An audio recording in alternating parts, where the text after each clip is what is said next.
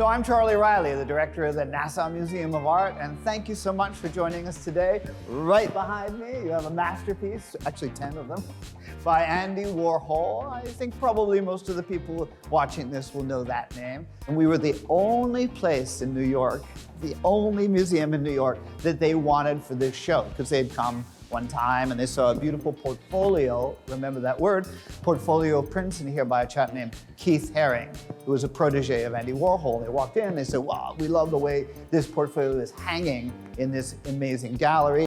I'm the director of this wonderful, beautiful museum, which is kind of like Gatsby's mansion. It was the Frick's home. And it's so much fun to have somebody like Andy Warhol in the house, because here you are in the Gilded Age. You know, this is 100 years old, this building. And you have this beautiful 100-year-old architecture, this wonderful parquet floor, and then you've got something like that. Even if you've seen a number of Andy Warhol shows, this show is different, if I may. And I've been teaching it and learning more about Andy Warhol than I thought I'd ever learn, actually. But this is the show of Andy Warhol as you've never seen him before, which is a little bit more close and personal. In other words, these are works on paper, and they're portfolios. And what's a portfolio? A portfolio, when a graphic designer comes to your office and says, I want to work with you, the graphic designer will say, here's my portfolio. And it's usually at the beginning of his or her career to what they're doing now, and they're the best of the best. But you see, in a portfolio, you see a sort of development, right? From the beginnings to mastery, you hope. So these are portfolios that Andy Warhol did. And we're going to take a look at a couple of them, I hope, before we're finished. And you could see a certain development of an idea. So for instance, perfect. See this? Here's the soup. How mundane, right? I mean, thousands of these things that the Campbell Soup Company, they bought their shelf space. This is one of the most mundane things in anyone's kitchen or in any supermarket. And Andy Warhol in the 1960s, Andy Warhol, who growing up in Pittsburgh had Campbell soup, he says, every single day. That was the American thing to do, and he loved Campbell's soup. He started to draw Campbell's soup cans, drawing the logo, drawing the little medallion here, drawing all the typography, and then getting this red. When he did these prints, these fantastic prints, he got this red, and what did he do with this soup can? Anybody who knows art history knows that there's already a genre which is called the still life. What you're doing, you set up a still life, there'll be objects on the table. Some of them might be vessels, some of them might be bottles or cups or wine glasses or wine bottles or absinthe cups. That was what Picasso loved to do. So this is his still life. That's a still life. And what was great fun when we finally hung this show, and I grabbed one of these soup cans, and I said to myself, you could tell he was working very hard to replicate the soup can. But then when we looked at it very, very closely, next to the red itself of the print, it wasn't the same. And now all of a sudden you get an idea of how Andy Warhol worked.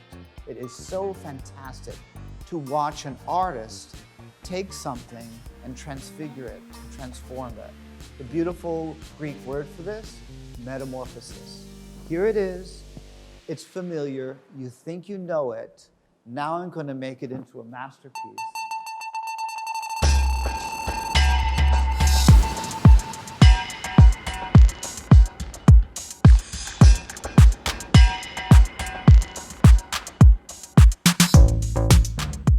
Warhol had a thing about celebrity. And there was a moment, actually, when I was a kid, when Ali was probably the best known, easily sports figure, but maybe more than sports figure. So Andy Warhol goes to the Champs training camp and takes photos himself of Muhammad Ali. These were photos that he took. But that's not what makes it art. Any knucklehead could take pictures of the champ. Some of them are better than others. That one's kind of an interesting picture. Watch, that's what makes it art. And that's what makes it art. That. In other words, it's not just the photo, but it's the gesture and the line and the drawing that he made within it or on it.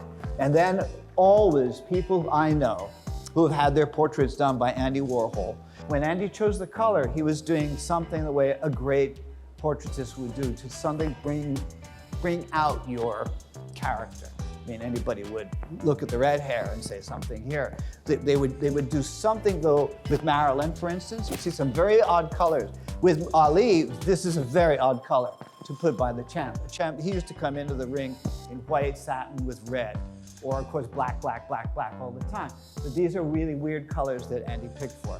Unlike Campbell's soup, because Campbell's soup, he just stayed with the red. He stayed with Campbell's soup color. But I think what makes it art, what transfigures the photo, I look at the gesture of these lines more than I look even at the colors.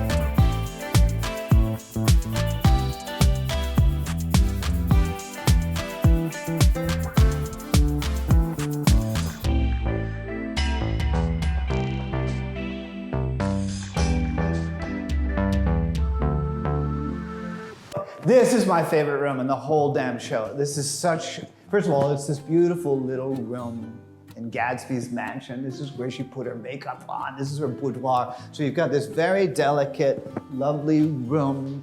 And what I wanted to do, and even the curators of Bank of America said, wow, this is different. This is not a white cube gallery in Chelsea with Andy Warhol on the wall. It's these little alcoves and niches and just over the fireplace, right? But the most important part is this. In this room, I suddenly feel like I'm getting to know who he really was and thought and what he cared about. And it's the human touch, because these are individual works on paper. These are not huge print series. These are portfolios, but they're hand colored.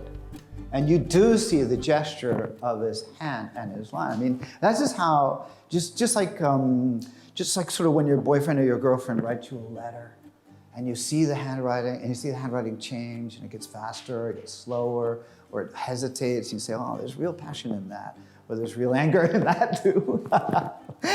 This is where you see the pressure of his hand down into the paper, the course of his hand as he goes across, and you feel as though a real person did this. Not a silkscreen, not a machine.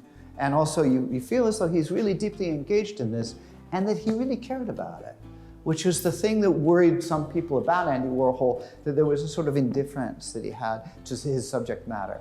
No, not on something like this. These, by the way, are based upon a Japanese floral arrangement technique called ikebana.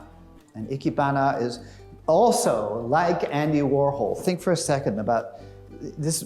I know it sounds weird to say philosophical, but wabi-sabi is a Japanese aesthetic principle where you look at something very common, a Coke bottle in Andy Warhol's case, the can, flowers, or a very, very simple ceramic jar in Japan, and you look at it from a different point of view, and you elevate that to the status of a work of art. You say, look, that could be it.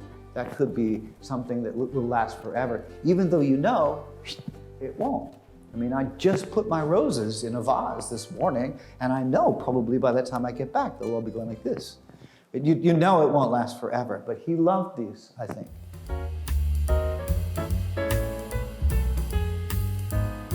This is Andy Warhol as you think you know him.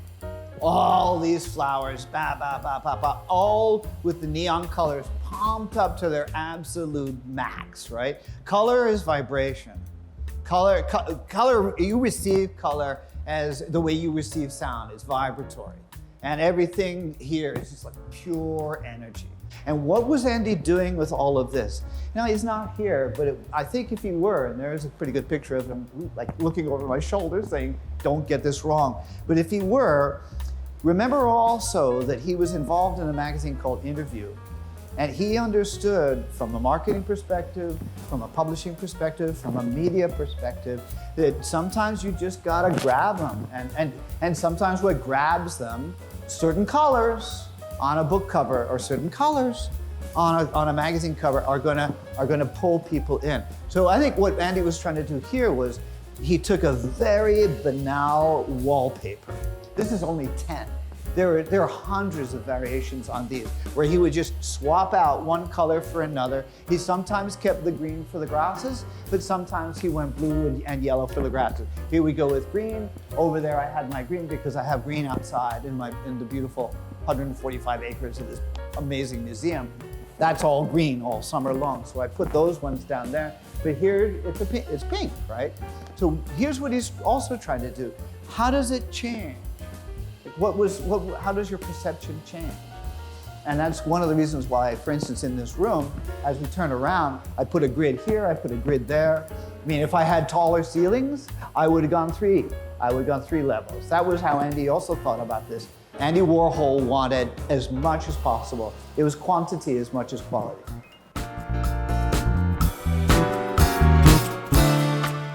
So here we are at the very beginning. In the 1960s, around about 1963, when two guys showed up in New York City with the same sort of idea and became pop art, as in popular, but also taking images that were familiar. In one case, Roy Lichtenstein, and his imagery was the cartoons and the comics that you would get even in bubblegum or in comic books. And then Andy. And Andy, this is the beginning of it in many ways.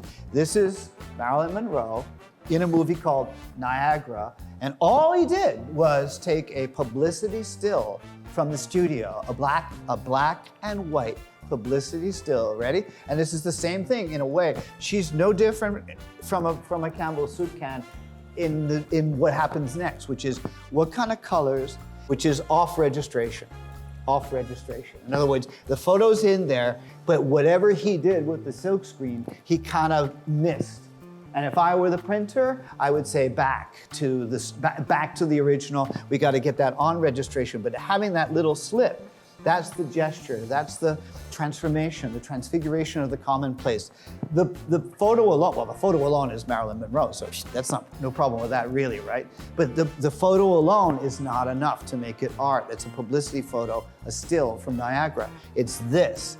And then he must have done this thousands of times using different color combinations. What's extremely cool about our show, this is the beginning. And so I hope you'll come and see the real thing. I hope you'll come actually and compare it with the real thing. And then I think you'll find that once you've encountered Andy Warhol in a portfolio as fascinating and almost philosophical as this, where he's asking you to think about what is it and what really is it? What does it mean and why is it so significant? And it's a great way to start your visit to the Nassau Museum of Art because in the 1960s, this really was the beginning of his idea. How can I take something common and then how can I change it and change it through many iterations, it's almost as a musician would say, here's the theme, like Gershwin, I got rhythm, here's the theme, here are the variations. That'll get you started.